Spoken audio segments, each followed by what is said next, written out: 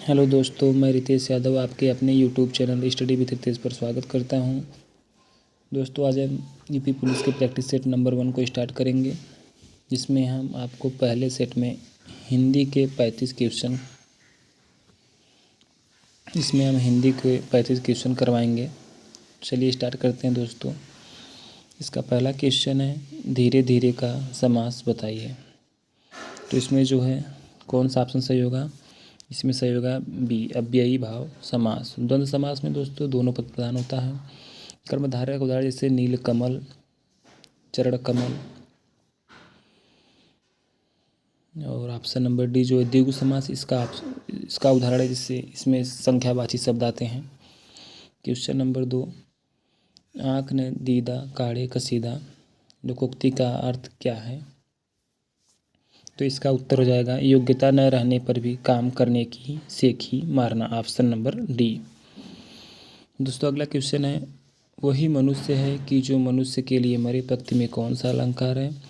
इसमें मनुष्य शब्द की आवृत्ति हुई है, तो इसमें कौन सा अलंकार होगा? ऑप्शन नंबर ए, अनुप्रास अलंकार। क्वेश्चन नंबर 4 दोस्तों देखते हैं, बागेश्वरी का पर्यायवाची शब्द क्या है? तो इसका ऑप्शन सही होगा बी, शारदा। अव्यवस्थित वाक्य खंडों से क्रमबद्ध वाक्य बनाइए और उचित क्रम चुनिए। तो इसमें सबसे पहले आएगा, शुरू से ही आर्थिक और सामाजिक न्याय को बिना हिंसक विरोध के भारतीय सहते चले आए। तो इसका ऑप्शन सही हो जाएगा डी।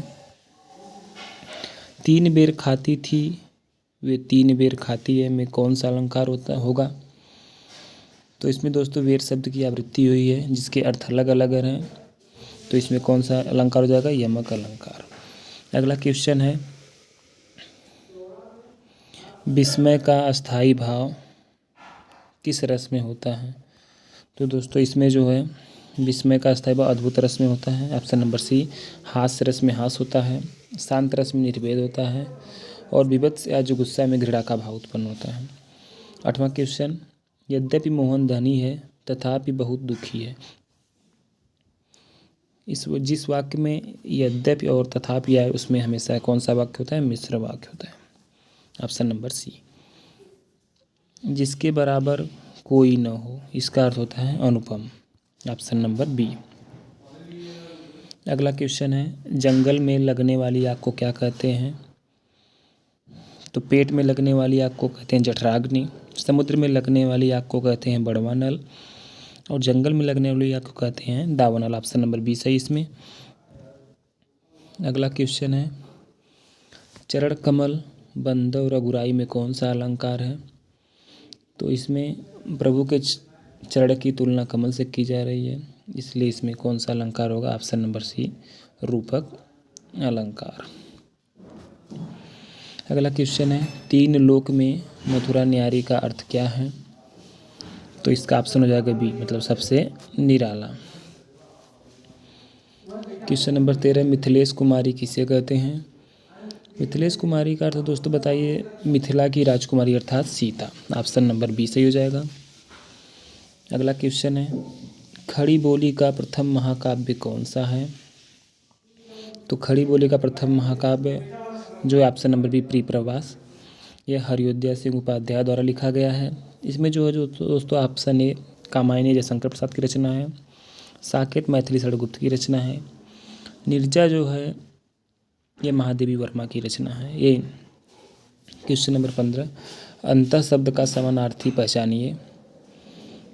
अंतः शब्द का समानार्थी होता है ऑप्शन नंबर सी, परिणाम। क्वेश्चन नंबर 16, वृक्षों से पत्ते झड़ते हैं में कौन सा कारक है? इसमें दोस्तों वृक्षों से पत्ते जो है झड़ते हैं में इसमें अलगाव का भाव उत्पन्न हो रहा है, इसलिए यहाँ पर अपादान कारक ऑप्शन नंबर सी सही होगा।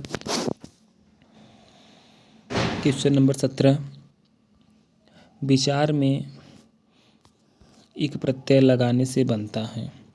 तो इसमें कौन सा दोस्तों क्या बनेगा? ऑप्शन नंबर डी, वैचारिक।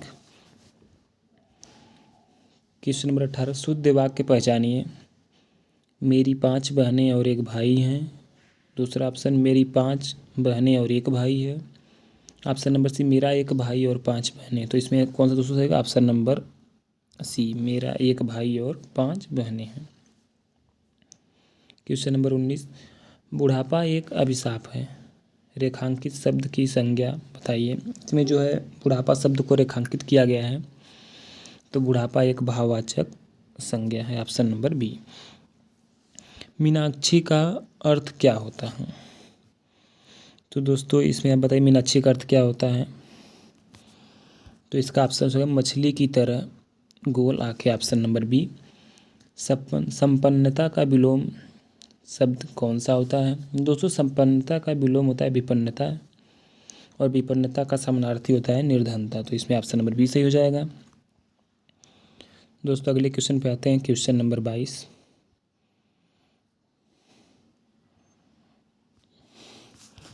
निम्नलिखित में से कौन सा अज्ञानी का पर्याय नहीं, मतलब इसमें अज्ञानी का पर्यायवाची पूछा है। तो इसमें अज्ञ मतलब भी अज्ञानी होता है, और मूर्ख मतलब भी अज्ञानी होता है, और डी इसमें अनभिज्ञ मतलब भी अज्ञानी होता है। ये सब तीनों अज्ञानी के पर्यायवाची है, लेकिन इसमें पूछा है कौन सा पर्याय नहीं है। तो इसमें ऑप्शन नंबर बी सही हो जाएगा, विज्ञ। क्वेश्चन नंबर 23, जैसा काम वैसा दाम में जैसा किस व्याकरणात्मक कोटि का है? तो इसमें जैसा जो है विशेषण है। ऑप्शन नंबर ए। निम्नलिखित में से कौन सा लुटेरा शब्द में प्रयुक्त प्रत्यय है? प्यारे दोस्तों प्रत्यय हमेशा पीछे लगता है, इसमें मूल शब्द हो जाएगा लूट, और इसमें प्रत्यय होगा एरा। ऑप्शन नंबर ए। निम्नलिखित में से कौन सा निसंकोच शब्द में प्रयुक्त संस्कृत उपसर्ग है?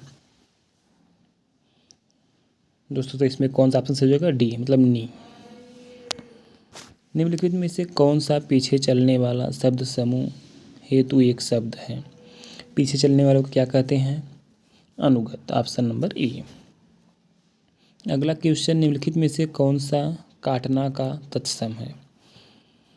तो काटना का तत्सम होता है ऑप्शन नंबर सी कर्तन। अगला क्वेश्चन दोस्तों, कट जाना मुहावरे का अर्थ क्या होता है? तो ऑप्शन नंबर डी सही है, मतलब आंखें चुराना। किसी को देखकर कट जाना मतलब आंखें चुराना। क्वेश्चन नंबर 29 जो है, 8 कनौजिया 9 चूल्हे लोकोक्ति का अर्थ क्या होता है? तो दोस्तों इसका अर्थ होता है अलगाव की स्थिति। ऑप्शन नंबर सी सही है। निम्नलिखित में से कौन सा चक्रपाणी में प्रयुक्त समास है?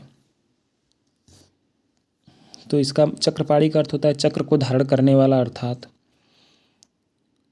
श्री कृष्ण या विष्णु जी। तो इसमें ऑप्शन सी होगा बहुव्रीहि समास।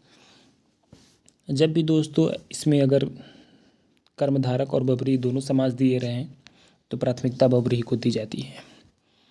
अगला क्वेश्चन है, उच्छ्वास का संधि विच्छेद बताइए कौन सा है? तो इसमें सही हो जाएगा उत प्लस श्वास। Option number D. निम्नलिखित में से कौन सा संयुक्त व्यंजन नहीं है? तो दोस्तों इसमें जो है ऑप्शन नंबर डी, ये संयुक्त व्यंजन नहीं है। छ जो है क और स से मिलकर बना है, त्र जो त और र से मिलकर बना है, जबकि ज्ञ ज और य कहीं कहीं ग और य दोनों से होता है। तो क्वेश्चन नंबर 33, कौन सा कर्मधारय समास है? दोस्तों इसमें ऑप्शन नंबर ए नील कमल एक कर्मधारय समास है। त्रिफला ये द्विगु समास है। शहर और गांव द्वंद्व समास है। पतझड़ एक प्रकार के मौसम को भी कहते हैं जो बसंत ऋतु में आता है, तो इसको बहुव्रीहि समास भी कह सकते हैं। क्वेश्चन नंबर 34, निम्नलिखित में से कौन सा कौमुदी का पर्यायवाची है? कौमुदी का अर्थ होता है ऑप्शन नंबर ए चांदनी। तो दोस्तों अगला क्वेश्चन गद्यांश से है, आप इस गद्यांश को अच्छे से पढ़ लीजिएगा। इसको हम डायरेक्ट क्वेश्चन से चलते हैं, आपको बताते हैं कौन सा क्वेश्चन का आंसर क्या होगा। सबसे ऊंचा आनंद वह होता है जो, तो देखते हैं हम दोस्तों, यहाँ पे लिखा गया साहित्य का आनंद इस आनंद से ऊंचा है। तो इसका मतलब होता है कि जो आनंद साहित्य से प्राप्त होता है वो सबसे ऊंचा आनंद होता है। सच्चा आनंद किस में मिलता है? तो इस दोस्तों इसके नीचे ही देखेंगे, सच्चा आनंद सुंदर और सत्य से मिलता है। तो किससे मिलता है दोस्तों? सुंदर और सत्य से, ऑप्शन नंबर डी। तो दोस्तों ये मेरी पहली क्लास थी। अगर इसमें भी कहीं भी आपको कोई समस्या हो रही है तो उसको आप कमेंट में लिखिएगा, और जिस चीज़ की आवश्यकता होगी आप उसको कमेंट में लिखिए, हम उसके लिए अच्छे अच्छे कंटेंट लाएंगे। धन्यवाद।